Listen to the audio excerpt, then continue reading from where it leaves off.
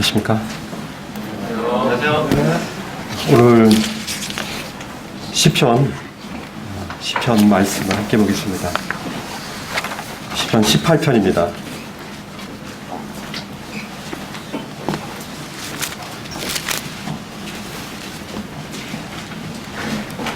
어, 18편 중에서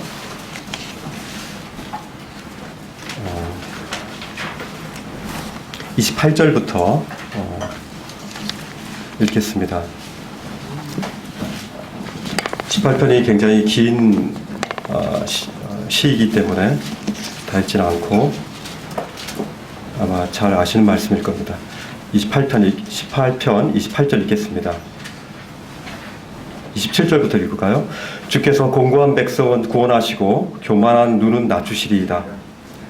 같이 읽어가 28절 시작. 주께서 나의 등불을 켜시며 여호와 내 하나님이 내 흑암을 밝히시리이다. 내가 주를 의뢰하고 적군을 향해 달리며 내 하나님을 의지하고 담을 뛰어넘나이다. 예, 여기까지 읽습니다.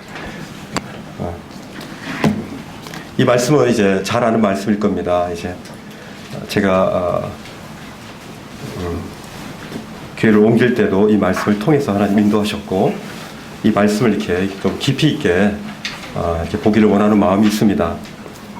이 18편의 말씀의 배경은 다윗이 사울과 그 원수들로부터 이렇게 하나님께서 건져주심에 대한 이런 찬미와 찬양들을 이렇게 적어놓고 있습니다. 이런 하나님이 이런 자신의 원수와 자신을 죽이려고 하는 끊임없는 그런 추격 가운데서 참 하나님이 주시는 그 은혜로 말미암아 그가 참 마음의 기쁨과 또 하나님이 어떠한 분인가에 대해서 이렇게 열거하고 있습니다. 이렇게 다윗이 이런 어려운 가운데서 건짐을 받은 것처럼 참 우리도 주님으로부터 말미암아 참 건짐을 받았죠. 우리는 참 주님으로 말미암아 죄에서 건짐을 받았고 또 흑암의 권세에서 우리는 건짐을 받았습니다.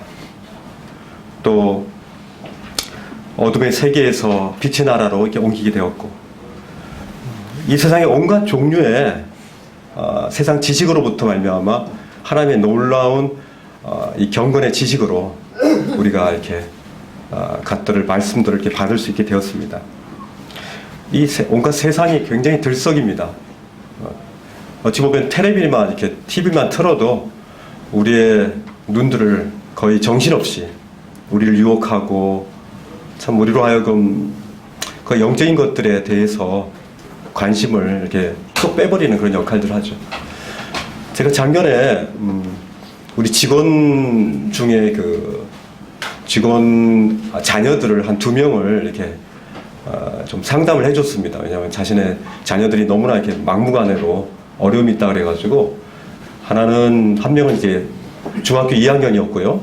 또 한 명은 이제 고등학교 2학년이었습니다. 6개월 정도 일주일에 한 번씩 만나가지고 좀 얘 좀 습관 좀 고쳐달라. 도대체 얘는 뭐 어떻게 할 수가 없다. 그래가지고 또 마지막에 제가 이렇게 복음을 전할 수 있는 기회가 되기 때문에 또 조금씩 필요한 것 같아서 제가 한번 이렇게 만났습니다. 그래서 만났는데 중학교 2학년을 만났는데 거의 애가 거의 그 뇌가 이렇게 비어 있습니다. 요즘 아이들이 대다수가 그런 듯이 거의 그 스마트폰을 이렇게 거의 손에서 놓지 않고 거의 뭐 갖고 다닙니다. 거의 중독되어 있는 상태. 그래서 그래도 이 아이한테 필요한 것은 스마트폰을 뺏는 것이었어요. 그래서 2번 만에 제가 스마트폰을 이렇게 완전히 얘의 몸에서 완전히 뺏어버렸습니다. 뺏은 게 아니라 이렇게 본인이 이렇게 자진 납세를 했습니다. 거의 이렇게 뭐 내려라 하니까 거의 뭐 아이폰, 뭐 폰 해가지고 뭐 패드 뭐 해가지고 한 4개 정도 되더라고요. 그리고 고등학교 2학년도 이제 제가 이렇게 봤더니 얘는 그런 미디어 기기가 거의 한 7개가 넘더라고요.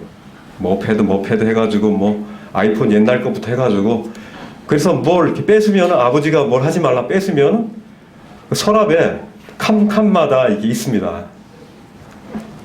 거의 요즘에 청소년들도 이렇고 거의 청년들도 그렇고 심지어 그 50대가 넘은 중년들도 게임에 중독된 사람들이 많아요.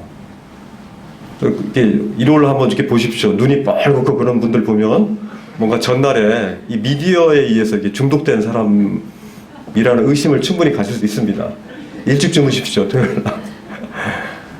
거의 뭐 휴대폰으로 다 합니다. 먹고 자고 모든 걸 다 합니다. 이제 이 청소년들도 그렇고 청년들도 그렇고 이 어른들도 그렇고 저희도 이게 점심시간에 저희 직원들 보면은 거의 이렇게 잠자는 사람이 있고 그렇지 않은 사람들은 다 게임을 합니다. 거의 모든 이 삶의 전체가 이 게임과 이런 미디어와 이런 세상의 이 쾌락의 요소들에 의해서 우리가 거의 지배를 받고 있습니다. 심지어 구원받은 성도들까지도 이런 많은 것들에 이렇게 물들어 있는 걸 보게 됩니다. 그리스도인이라고 하지만은 저희 회사에도 거의 한 60% 이상은 교회를 다닙니다.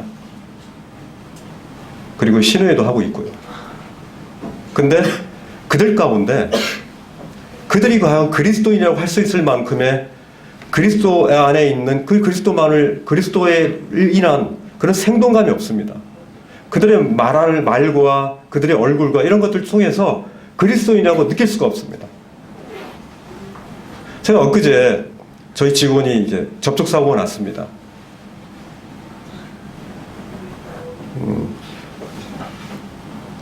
말씀으로 나가야 되는데 제가 죄송합니다. 이런 이야기를 드려서. 부딪혔는데 한 아주머니하고 부딪힌 거예요. 근데 거의 뭐 흠집이 조금 났대요. 거의 뭐 이렇게 살짝 닦으면 될 것 같은데 이 아주머니는 범퍼를 다 갈아달라고 하더라고요. 그래서 굉장히 화가 났습니다. 그러나 어쩔 수 없죠. 자기가 잘못한 건데. 근데 그 아주머니한테 전화를 했더니 당신은 사랑받기 위해 태어난 사람. 이게 나온다는 거예요. 그 기독교인이다. 그러면 저보고 그러더라고요. 제가 그를 좀 신호에 인도하려고 여러 번 이렇게 권유를 했었는데 좀 마음이 있었습니다.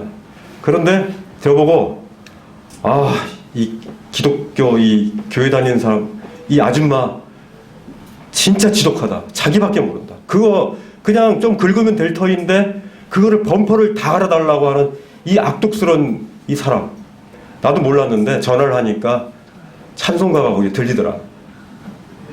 그래서 나는 정말 기독교인이 싫다. 이러더라고요. 참 가슴이 아프더라고요. 왜냐하면은 그를 정말 주님의 복음을 받을 수 있는 그런 기회를 이렇게 가지고 있었는데 그 아주머니가 그 흉터난 것 때문에 범퍼 다 갈아갈 것 때문에 그 마음 가운데 굉장히 안 좋은 흔적을 그의 마음속에 이렇게 심어준 거죠. 참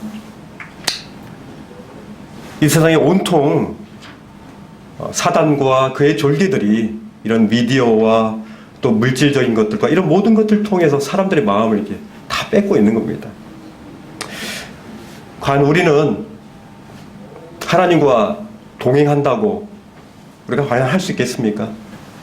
우리가 언제부턴가 참 제 마음 가운데 이 하나님의 경이로움이 하나님 말미암아 이 아침에 하나님 말씀을 말미암아 이런 설레임 또 누구를 만나서 하나님의 놀라운 복음들을 그 가운데 참 전하고 싶다라는 이런 마음 이런 하나님으로 말미암는 이런 경이감 이 경이로움이 우리 가운데 참 많이 사라진 것들이 우리의 현실인 것들을 참 이렇게 고백하지 않을 수 없습니다.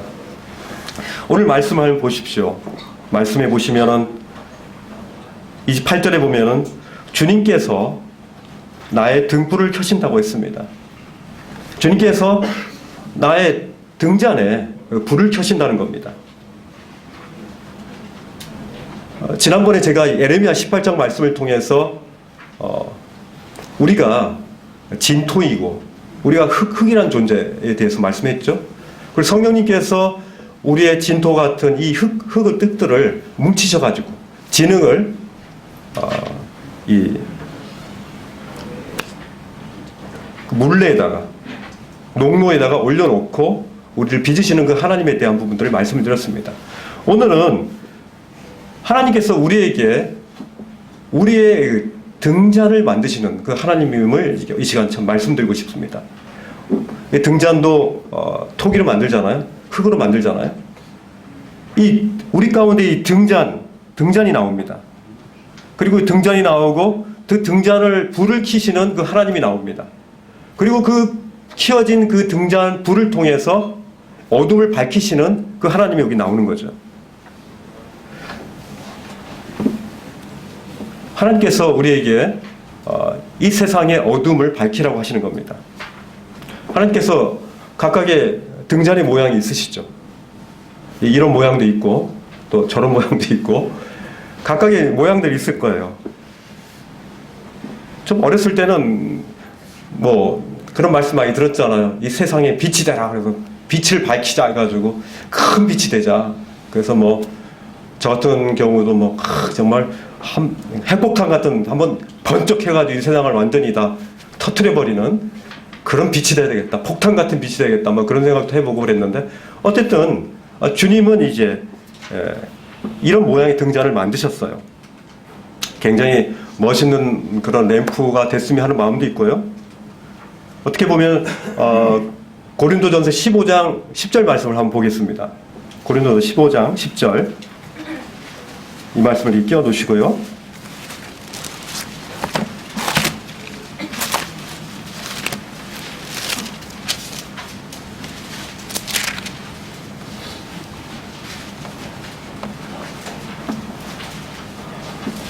사도 바울은 나의 나된 것은 하나님의 은혜로 됐다고 했습니다. 그리고 그것은 이제 내게 주신 그 은혜가 헛되지 아니함이라. 내가 많은 사도들보다 더 많은 일을 행했지만은 실제적으로 그것을 행한 것은 내가 아니야. 내가 아니고 바로 하나님 행하신 것이다. 바로 하나님의 은혜로 내가 이걸 행한 것이지 내가 행한 것이 아니라는 것들에 대해서 사도 바울은 고린도전서 15장 10절 말씀을 통해서 강력하게 말씀하고 있죠. 때때로 우리는 좀 더 신체적인 면이라든지 또 가정적인 면, 아주 부자 가정에서 태어났다든지 아주 뭐 엘리트, 아버지 어머니가 아주 뭐 굉장한 그런 가정에서 태어나가지고 뭐 그랬으면 하는 그런 마음도 없지 않아 있죠. 그리고 어떤 때 보면은 우리 청소년들하고 제가 얘기해 보면 키가 굉장히 컸으면 키에 대한 굉장한 그 컴플렉스가 있더라고요. 근데 우리가 이런 변경 불가 영역에 대해서 불만을 토할 때가 있죠. 그건 변경 불가 영역이죠. 우리가 변경할 수 있는 그런 영역이 아니에요. 또 우리가 어떻게 뭐 지능을 바꿀 수 없지 않습니까? 어떤 사람들은 조금만 공부해도 굉장히 시험을 잘 치르는데 난 이렇게 긴 시간을 의자에 앉아 있어야 되다니 자신의 지능을 이게 탓할 때가 있습니다. 그 어쩌면 변경 불가 영역이에요. 우리의 거울을 보십시오. 변경 불가 영역이 있습니다. 그죠? 우리 코는 어떡합니까? 좀 더 빼쪽했으면 좋겠는데 납작해가지고 빗물이 그냥 막 들어가. 막 이런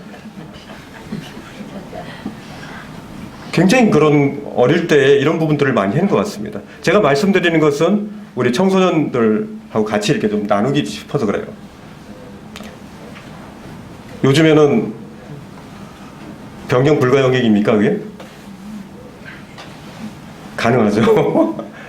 참 세월이 많이 바뀐 것 같습니다. 그러나 우리가 하나님으로부터 받은 이런 부분들이 은혜라는 사실들에 대한 부분들은 잊지 말아야 될 것입니다. 우리가 하나님 우리 가운데 주신 것은 하나님의 은혜인 거죠. 그렇죠? 그래서 나의 나된 것은 하나님의 은혜로 된 것이니 이것은 그의 은혜가 헛되지 아니함이라는 이 말씀을 우리 마음판에 받을 때만이 우리의 정체성이 분명해지고 하나님이 우리를 겉작품으로 만들었다는 사실들에 대해서 우리는 그때 이제 인지하게 될 것입니다. 하나님 우리를 굉장히 좋은 최고의 걸작품인 그런 등잔으로 만드신 거예요. 불을 피우기 전에도. 그죠? 더 이상의 모습이 없는 것입니다. 우리가 이런 용도로 만들어진 것은 하나님의 은혜인 것입니다. 그죠? 이제 그 말씀을 뒤에를 보면은 이제 등잔을 누가 킨다고 했습니까? 주께서. 그죠? 나의 등잔에 불을 켜시는 분이 누구라 그랬죠? 하나님이시죠. 주님께서. 그죠? 등잔불은 어둠을 밝히는 기능을 합니다. 그죠? 등잔불이 켜져 있어야만 그 어둠을 이렇게 몰아낼 수 있습니다. 만약에 그 등잔에 불이 켜질 수 없다면 그 등잔은 고장난 등잔일 것입니다. 그리고 먼지만 쌓이고 자리만 차지하는 쓸데없는 등잔이 될 것입니다. 여러분의 등잔은 지금 불이 켜져 있습니까? 아니면은 먼지 쌓여 있습니까? 중요한 것은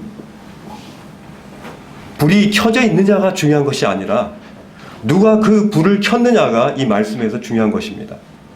이 말씀에서는 주님께서 나의 등잔에 불을 켜신다는 말씀을 하고 계시는 겁니다.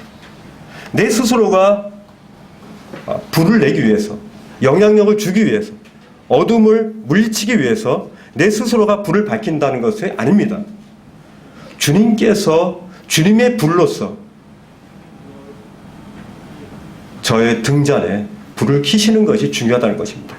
우리의 이 시작의 이 근원이 중요하다는 것입니다.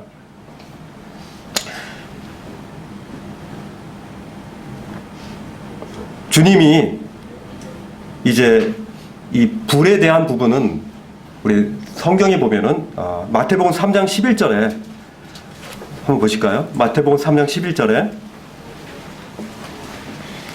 침례 요한은 자신은 물로 세례를 베풀지만 장차 오실 예수님은 불과 성령으로 침례를 베풀 것이라고 이렇게 말씀하고 있습니다. 불은 모든 것들을 흔적 없이 이제 거의 이렇게 재만 남기고 이렇게 태워버리는 그런 특성이 있습니다. 성령님께서 임하시면 우리의 죄악을 다 태워버리시는 거죠. 그리고 끝까지 예수 그리스도를 믿지 않고 거역하는 자들을 거의 불로 심판하시는 그 불로도 이제 보일 것입니다. 물의 침례가 회개에 대한 침례라면 바로 성령의 불 세례는 심판의 세례라고 할 수 있는 겁니다. 굉장히 성령님께서 이런 큰 능력들을 이게 행하신 것입니다. 또한 성령님께서는 우리의 불순물을 태우시는 그런 역할들을 한다고 이렇게 말씀이 나와 있습니다. 불순물을 태우면 어떻게 합니까? 우리가 쇠를 뜨겁게 달궈가지고 그때 불순물을 빼거든요. 그런 역할들을 우리 인생 가운데 성령님께서 하시는 것입니다. 성령께서 임하시면 그 연단되어진 그런 금속처럼 우리가 단련되어져서 순전한 그 금속으로 우리가 다시금 우리가 연단될 수 있는 것입니다. 그것이 바로 이 땅 가운데 성화의 과정이라고 할 수 있죠. 이렇게 성령님께서 불이 우리 인생의 등잔 속에 기름으로 이게 불로 또 이렇게 켜진다는 사실입니다. 사도행전 2장에 봐도 오순절날 성령님이 이제 불의 혀같이 바람과 함께 불의 혀같이 나온다는 말씀이 있습니다. 사도행전 2장 1절에 보면은 오순절 이후에 성령이 불의 혀같이 그 온 집에 가득해가지고 초대교회가 비로소 성령님의 이렇게 구원받은 성도 안에 그리고 몸된 교회 안에 그의 불을 켜신다는 것입니다. 그래서 데살로니가 5장 19절에 보면은 성령을 소멸하지 말라고 하고 있습니다. 그죠? 다른 말로 하면 성령의 불을 꺼트리는 삶을 살지 말라. 그럼 우리의 온전한 거룩에서 벗어나지 말라는 말씀들을 우리 가운데 하고 있는 것입니다. 우리 주님께서 이제 다시금 우리 가운데 오실 때 우리가 순전하고 흠없는 그런 존재로 단련된 존재로 우리가 흠없이 보존되기를 원하시는 주님의 뜻들이 이 말씀을 통해서 있는 것입니다. 그 말씀을 보면, 뒤에 말씀을 보면 내 하나님이 내 흑암을 또 밝히신다고 했습니다. 그죠? 우리들의 흑암은 무엇입니까? 우리들의 어둠이 뭡니까? 이 말씀을 준비하면서 과연 주님께서 나의 흑암을 이제 밝히신다고 했는데 내 흑암이 뭘까? 아직도 내가 주님의 그 빛으로, 주님이 비춰주시는 그 빛 가운데 아직 노출되지 않은 나의 어두운 영역이 과연 무엇인가? 이런 것들을 생각해 봤습니다. 이 시간 과연 그것이 뭘까요? 여러분들 가운데 아직도 성령님의 그 불빛 가운데, 비춰주신 그 불빛 가운데 아직도 노출시키지 않고 꼭꼭 껴안고 있는 그 어둠의 영역이 과연 무엇이냐 말이죠.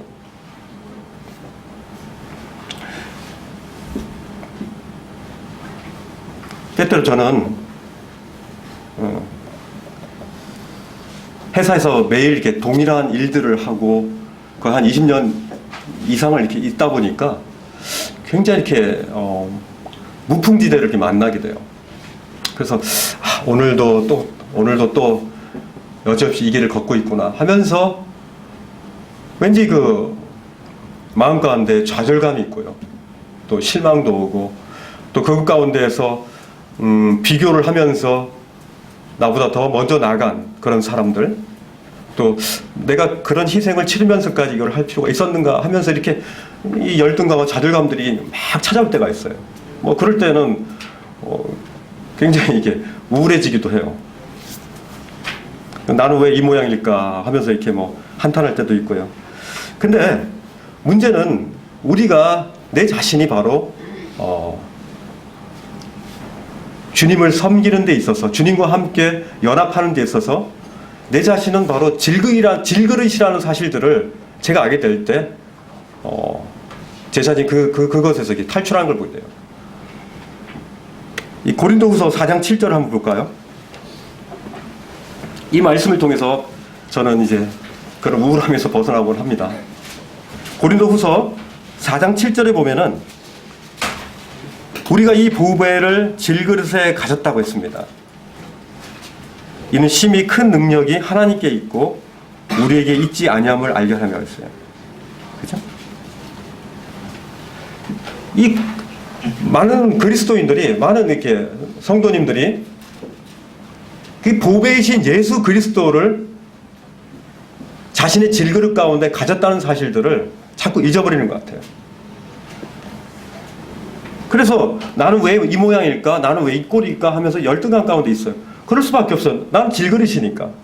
나는 원래 이 모양 이 꼴입니다. 그죠? 질그릇이 뭐 얼마나 이뻐봤자 얼마나 이쁩니까? 얼마나 자랑하고 수 있는 것이 뭐가 있어요, 질그릇은? 너무 평범하잖아요. 중요한 것은 이 질그릇 가운데 담겨진 이 보배 대신 예수 그리스도예요. 우리가 자랑할 수 있는 건 질그릇이 아니에요. 우리의 문제는 우리가 질그릇이라는 것이 문제가 아니라 우리가 질그릇이라는 그 자체를 우리가 인식하지 못하는 것이 문제인 거예요.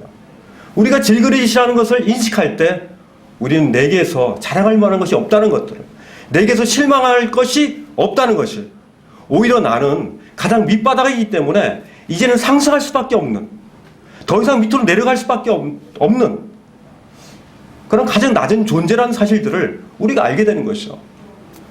보배는 바로 우리 질그릇 같은 우리 몸에 담겨진, 우리 안에 담겨진 예수 그리스도께서 우리의 보배라는 거예요. 그분이 당연히 영광을 받으시는 것이 당연한 것입니다. 그런데 자꾸 우리가 그리스도를 바라보지 않음을 알면아마 생겨나는 것이 바로 내가 질그릇이라는 사실을 망각하고 내 안에 계신 그 그리스도가 보배라는 사실들을 잊는 것, 이것이 우리 가운데 가장 큰 방황하게 하고 좌절하게 하고 열등감을 갖게 하고 하는 것, 이것이 바로 우리 인생의 여정 가운데 사단 마귀가 자꾸 이 망각을 통해서 정확하지 않은 모호함을 통해서 우리를 자꾸 방해하는 거예요.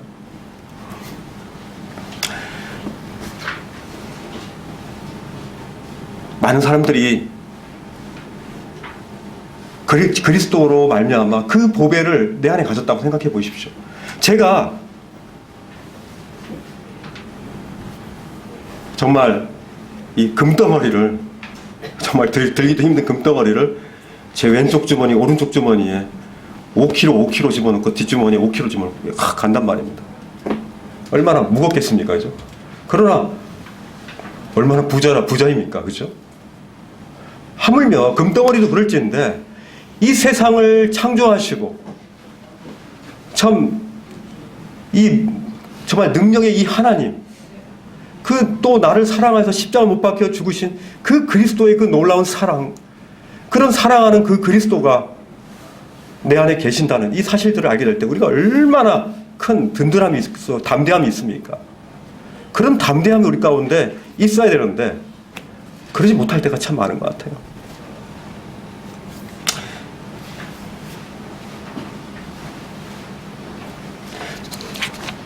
우리 광야에서 우리 모세를 보게 될 때 모세를 통해서 하나님은 그의 그 열정과 그의 재능과 그의 힘을 처음에 사용하지 않으셨어요. 그죠? 오히려 그가 자신의 힘과 재능과 그의 열정과 그의 인맥을 사용해서 그가 뭔가를 개혁해 보려고 했을 때 그는 오히려 살인자가 돼버려요. 오히려 세상 사람들로부터 놀림받게 되고 오히려 그냥 쫓겨납니다. 하나님이 그를 광야로 내쫓아버리시는 거예요. 그리고 40년 동안에 무풍지대로 아무것도 하나님께서 하지 않으시고 그냥 그 자리에 놓으시는 거예요. 그리고 나서 어떻게 합니까? 하나님은 그의 영광스러운 하나님의 그 불 앞에 그 거룩한 곳에 신발을 벗게 하는, 신발을 벗는 그 모세를 원했던 거예요. 자신의 권리를 하나님 앞에 완전히 내려놓고 자기는 아무것도 아니라는 사실들을 알게 하시는 그 하나님을 그 모세의 그 모습을 통해서 볼 수 있는 거죠. 우린 그냥 질그릇으로 그냥 살면 됩니다. 그죠? 예수님을 바라보기만 하면 되는 거예요. 우리 보배이신 우리 주님을, 보배는 주님임을, 내가 보배가 아니라 주님이 보배임을 망각하지 않으면 되는 겁니다. 우리는 아무것도 아닌 거예요. 우리는 단지 담는 그릇에 불과한 겁니다. 이 사실을 알게 될 때 우리의 삶의 여정의 목표가 아주 정확해지게 되는 거죠. 이제는 내가 사는 것이 아니오 내 안에 그리스도께서 사신다는 사실들을 이제 우리는 알게 되는 겁니다. 이런 고백이 나오는 거죠. 그럴 때 주님의 그 보배에서 나오는 그 놀라운 불빛이 우리 가운데 비쳐 나올 때, 그걸 볼 때 우리는 더불어서 주님을 알미암아 그 영광을 받게 되는 것이죠.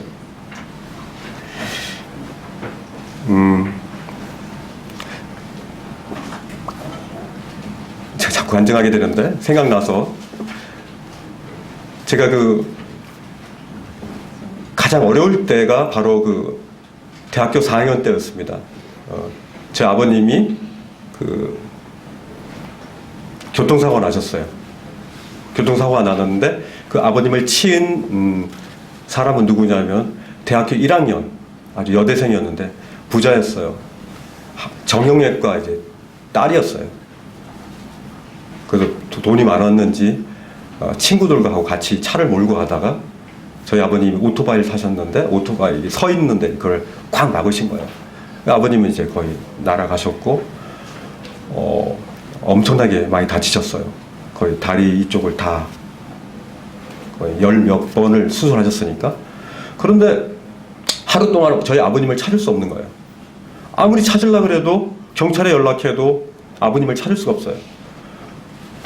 나가보니까 횡단보도에 오토바이와 그 헬멧과 찢어진 그 신발, 그것만 있을 뿐이고 아버님을 찾을 수 없는 거예요. 하루 동안 못 찾았어요.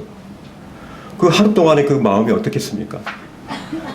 아버님이 다친 어떤 병원에 갔는지도 모르고 그걸 얘기를 안 하는 거예요. 신고를 늦게 한 거예요, 경찰에. 그런데 하루 만에 모든 것들이 바뀌었어요. 정형외과 원장 딸이니 오죽하겠습니까? 브로커를 시켜가지고 오히려 아버님이 이렇게 도장을 이미 찍었더라고, 지장을.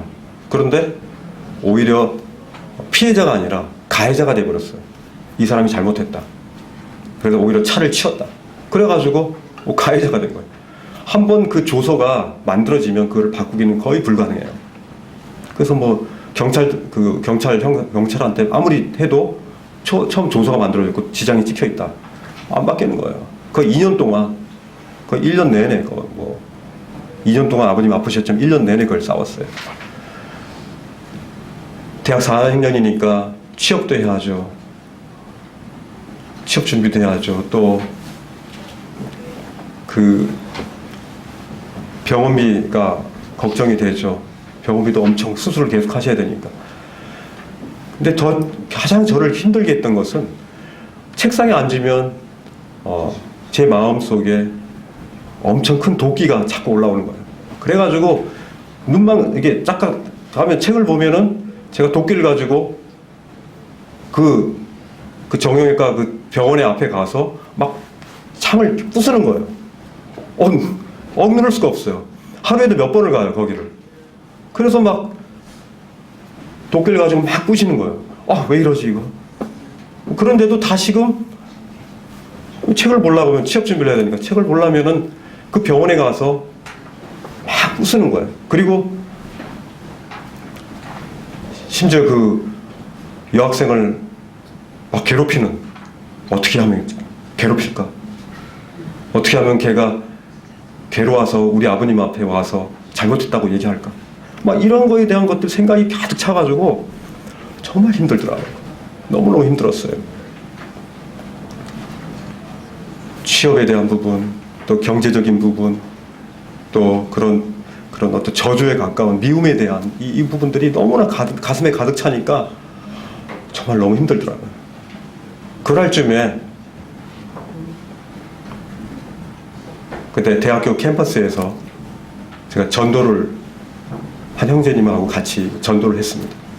왜냐하면 습관적으로 이렇게 전도를 했거든요. 일주일에 한 번 정도씩 이렇게 전도를 하는데 몇몇 사람한테 물어보는데 별로 관심도 없는 거예요.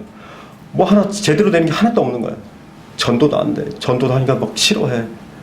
또 뭐 취업, 미움, 뭐 경제적인 모든 것들이 막 머리에 그냥 짓누르는데 너무너무 힘들더라고요. 그래서 안 되겠다 싶어가지고 전도지 주는 거 그만두고 이제 도서관 쪽 꼭대기층에 올라갔어요.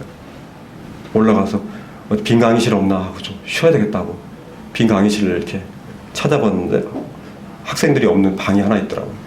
거기서 딱 그 문을 열고 딱 들어가는데 주님이 참 은혜를 베푸시더라고요. 그 안에 바로 이 말씀이 적혀 있던 거예요. 출애굽기 3장 5절에 이 말씀이 적혀 있는 거예요.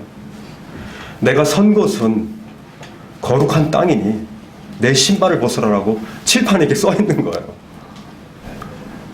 그리고 3장 12절에 내가 반드시, 하나님이 이르시되 내가 반드시 너와 함께 있으리라, 딱 그 말씀이 써 있는 거예요. 저 그 말씀을 보고 온몸이 그냥 완전히 얼어버렸어요. 아니, 누가 이런 말씀을 칠판에 쓸까? 제가 문을 열고 그 말씀의 그 놀라운 그 광채 가운데 제가 압도당해서 제가 신발을 이렇게 벗을 수밖에 없어요. 신발을 벗고 그 말씀의 그 칠판 밑에 엎드려가지고 펑펑 울었습니다. 얼마나 울었는지 굉장히 오래 울었습니다. 그러면서 하나님 내게 주시는 이런 모든 것들이 이게 은혜이다. 이런 부분들에 대한 것들을 참 알게 됐습니다. 그건 나의 문제, 나의 짐이 아니라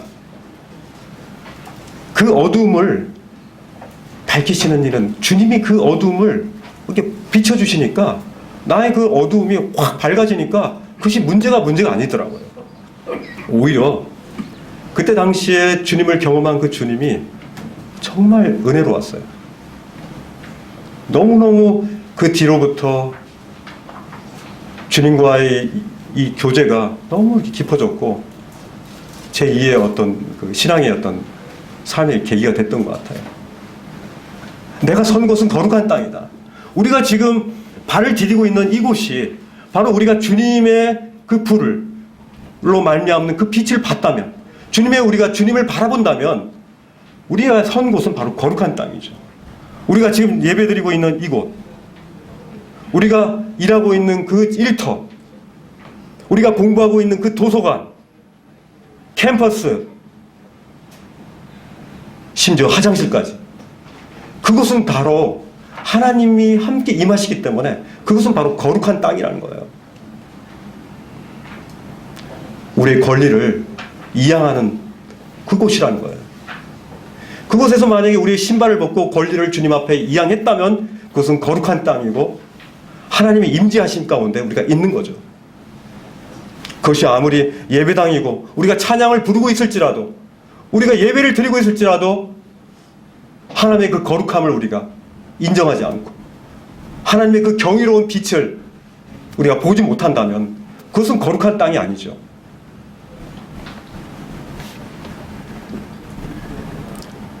언제 어디서든지 무엇을 하든지 하나님의 그 불타는 떨기나무에서 붙여지는 그 불꽃의 빛을 우리가 봤을 때 그곳은 바로 우리의 거룩한 땅인 것이죠. 이중적인 삶을 살 수가 없는 것이죠. 왜냐하면 그 거룩한 곳에 우리 것들이 드러나니까. 우리의 어둠이 드러나기 때문에 우리의 어둠은 우리의 그 어둠을 우리가 억지로 없애버리려고, 빼버리려고 할 때는 절대로 안 되는 것이죠. 하나님이 그 등불을 비춰주실 때, 그 어둠을 밝혀주실 때, 그 어둠이 노출됐을 때 그건 저절로 마치 눈이 녹듯이 그냥 녹아지는 것이죠. 이것이 바로 거룩한 삶의 원리라는 생각이 듭니다. 우리는 하나님과 연합하고 또 하나님과 이 교제함을 통해서 이 땅에서 우리의 성화의 삶들을 계속적으로 주님의 형상으로 닮아간다고 생각이 됩니다. 우리가 과연 그리스도인의 이 열매, 전 열매라고 한다면 좋은 성품이라고 볼 수 있겠어요. 다른 사람을 향해서 참 따뜻한 그런 마음을 가지고 말이 아니라 정말 손으로 그것들에 대해서 봉사해주고, 그리고 다른 사람의 말을 잘 들어주고 경청해주고 그리고 품어주고, 이런 것들이 바로 그리스도의 성품이 아니겠습니까? 그런 분들을 우리는 성수된 분이라고 얘기하죠. 이 주님과의 이 연합을 통해서 또 주님과의 이 교제를 통해서 우리는 더 깊어진다고 생각이 듭니다. 우리는 그리스도의 그 십자가를 통해서 우리의 죄가 노출되어져서 그것이 얼마나 냄새나고 흉측한 것이라는 것들을 알게 되고 다시 거기서 돌이켜서 회개해서 이건 아닌데요. 어떻게 해야 됩니까? 우리의 절망을 보고, 절망의 끝을 보고 우리의 죄에 대해서 해결점을 받기를 주님한테 온 거죠. 그리고 주님 앞에, 주님 어떡하죠? 이 죄에 대해서 어떡하죠? 이렇게 함으로 말미암아 주님 앞에 회개하고, 바로 주님, 우리의 죄의 해결점이신 그리스도의 그 놀라우신 그 은혜를 받음으로 말미암아 또 믿음을 통해서 우리가 주님 앞에 의롭다함을 받는 것입니다. 이 의롭다함을 통해서 우리가 주님과 함께, 주님이 내 안에, 내가 주님 안에 연합되는 이 놀라운 연합의 원리들을 우리는 알고 있습니다. 근데요, 우리가 주님과 이 깊은 연합 가운데 요한복음 15장에 이 놀라운 이 주님이 내 안에, 내가 저 안에 있으면 이 사람은 많은 열매를 맺는다고 했습니다. 이 놀라운 거죠. 근데 실제적으로 이것들을 연합이라는 그 원리의 지식에서 이게 머물면 안 된다는 생각이 들어요.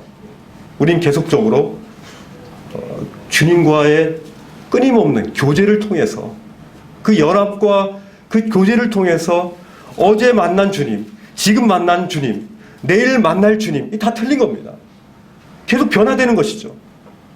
어찌 보면 연합의 싹이라고 한다면 주님과의 계속적인 이 친밀한 이 교제는 그 싹을 통해서 꽃이 핀, 그리고 열매를 맺어지는 그런 원리와 똑같다는 생각이 듭니다.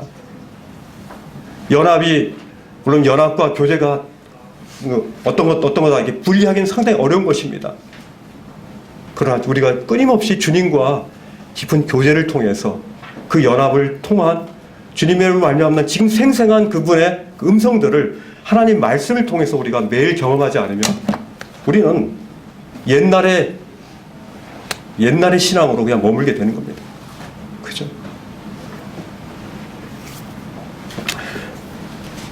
이 그리스도와의 교제는 참 주님 안에서 또 주님의 지식 안에서 또 주님으로 말미암는 그 주님의 놀라운 우리 가운데 부어주시는 그 은혜를 매일매일 경험하는 것을 의미하는 것입니다. 그 빌립보서 3장 13절에 보면은 제가 뒤에 있는 것은 잊어버린다고 했습니다. 그죠? 그리고 아직 잡은 줄로 여기지 않았다고 그랬어요. 빌립보서 3장 13절에 보면은 뒤에 것은 잊어버렸다고 했어요. 우리의 예전에 내가 어떠한 했다, 나 주님을 어떠한 경험했다, 이것도 중요하죠. 근데 뒤에 것은 잊어버리고 아직 잡은 줄로 여기지 않았다라는 이 겸손함이 이 사도 바울에 있었던 겁니다. 그리고 주님이 우리 나 가운데 주신 그 표대를 향해서 그리스도 예수 안에서 하나님이 위에서 부르신 부름의 상을 위하여 열심히 쫓아가는 겁니다. 우리가 그냥 뒷짐지고 주님이 다 하시겠지 이것이 아니에요. 사도 바울의 심정은 바로 표대를 향해서 뛰어가는 삶입니다.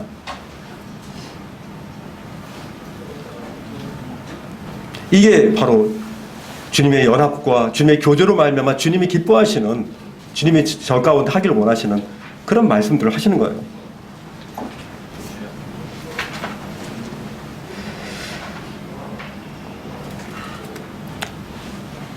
빌립보서 1장 21절에 보면은 그런즉 이제는 내가 산 것이 아니고, 이제 또 갈라디 2장 20절에 보면은 내 안에 사신 것이 내가 아니라 그리스도라고 이렇게 말씀하고 있죠. 이게 하나님께서 이 교제를 통해서 이 시편의 다윗과의 고백과 같이 이 현장감이 있는 삶의 탄식에서 나오는 이 부분들을 우리가 삶의 주님과의 긴밀한 교제를 통해서 그때그때마다 주님이 해결하신다는 거예요. 주님의 빛을 통해서, 주님과의 교제를 통해서 주님의 연합이 꽃이 피는 거죠. 이같이 살아있는 하나님과의 교제를 통해서 우리는 믿음 안에서 기쁨과 평강을 얻을 수 있는 것입니다. 조지 밀러 형제님의 그 소책자를 어제 한번 읽었는데요. 거기 보면은 조지 밀러 형제님은 여러분도 아시다시피 5만 번의 기도 응답을 받으신 분이시죠, 그죠? 근데 그분이 어렸을 때는 그 아버지가 그 술주정뱅이였어요. 괜찮은 직업을 가지셨는데 술주정뱅이 해가지고 좋지 않은 습관을 가지고 있어가지고 교도소에도 몇 번 왔다 갔다 했고, 굉장히 좀 아주 망나니는 아니지만은 교회는 다녔지만은 그리스도를 떠난 그런 삶들을 이렇게 살았어요. 근데 이제 그가 이제 구원받은 이후에 19세 때 이제 대학에 들어간 뒤에 그 대학교가 이제 부흥운동이 있었던 대학교였는데, 이제 졸업한 이후에 이제 고향이 독일을 떠나서 영국 브리스톨로 넘어가게 됩니다. 브리스톨 에슬리다운이라는 데 가서 교회를 개척하는데, 그러면서 이제 자신이 이제 선교에 대한 그런 부분에 대한 부분들을 얘기했을 때 아버지가 이제 생활비를 끊고, 그리고 자신의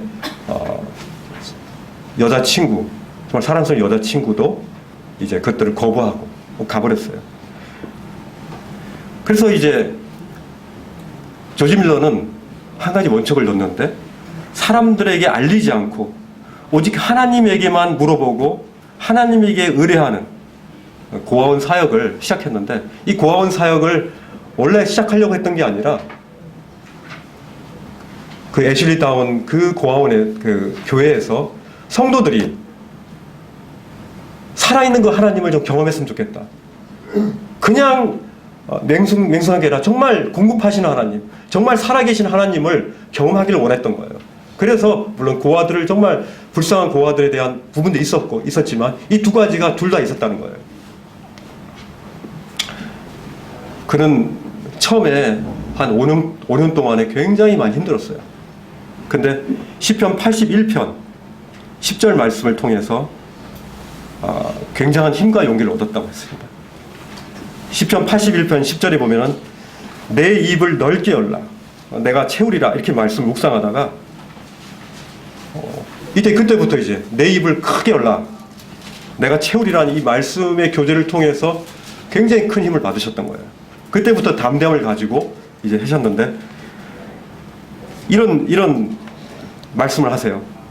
하나님 아버지, 제가 고아원을 하고 싶어하는 것은 우연한 일이 아니라 하나님께서 친히 제 마음가운데 불러 일으켜 주신 소원임을 믿습니다. 이 소원을 이루어야 할 장본인은 제가 아니라 하나님이셔야 하지 않겠습니까? 저는 오직 당신의 종으로만 일할 뿐입니다. 다만 필요한 것들을 주선하여 주시옵소서. 놀랍지 않습니까? 이 소원을 이루어야 할 장본인은 바로 하나님 아닙니까?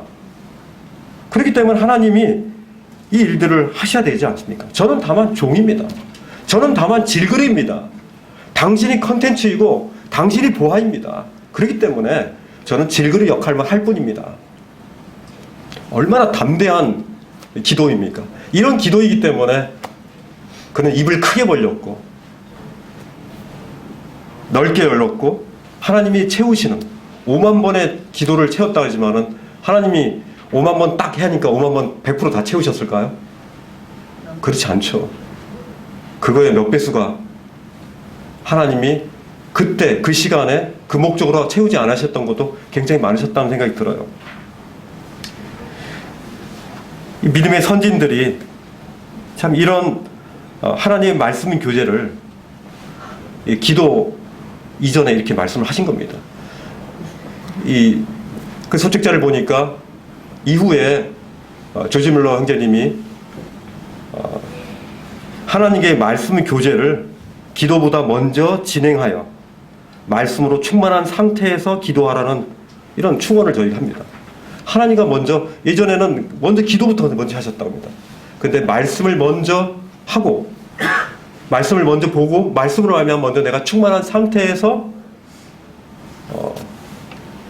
이 기도를 했을 때 하나님 놀랍게 응답하시는 그런 경험들을 이건 굉장한 비밀이다 비법이다라고 하시면서 이후에 노년에게 다니시면서 이 말씀을 하셨다고 합니다.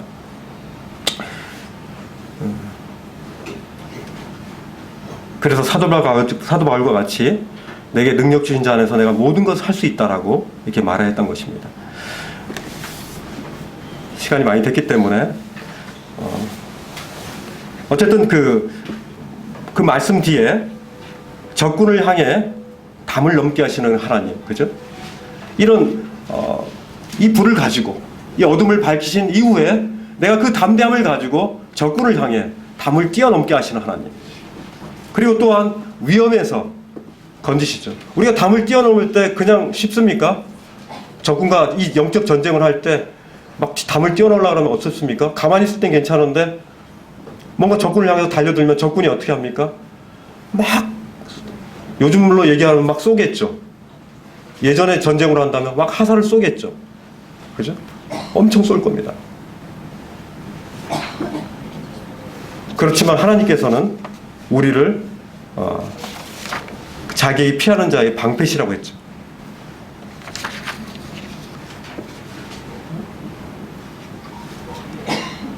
우리가 적군을 향해 달려갈 때 적들은 우리들을 향해서 화살을 당기는 것입니다. 그때 하나님의 우리를 보호하시는 그 방패의 역할들을 우리는 경험하게 되는 것이에요. 그렇지 않으면 우리는 하나님의 방패를 경험할 길이 없지 않습니까? 말씀을 마무리하겠습니다. 참 진토에 불과한 참 이러한 저희들을 주님께서는 이렇게 빚으셨습니다. 그죠? 그러나 우리는 질그릇 같은 존재라는 사실들을 우리가 인식할 필요가 있습니다. 우리 안에 담겨진 그 보배는 바로 그리스도이십니다. 우리 자신이 질그릇이라는 사실들을 분명하게 인식하셔야 됩니다. 우리 스스로가 빛을 내려고 할 필요도 없고 우리 스스로의 뭔가를 어둠을 물리치려고 하는 그런 노력을 할 필요가 없습니다. 주님이 불을 켜시고 주님이 기름이 되어주시고 주님의 그 불을 밝혀주시고 주님이 그 또 어둠을 밝히시면 되는 것이죠. 근데 그 과정 가운데 우리는 계속 주님을 바라봐야 되는 겁니다. 주님과의 이 연합에 대한 그 놀라운 진리를 알고 끊임없이 주님과 끊임없는 교제를 통해서 현장 속에서 일어나는 그런 모든 일들 가운데 주님의 해법들을 우린 받아야 되는 것이죠.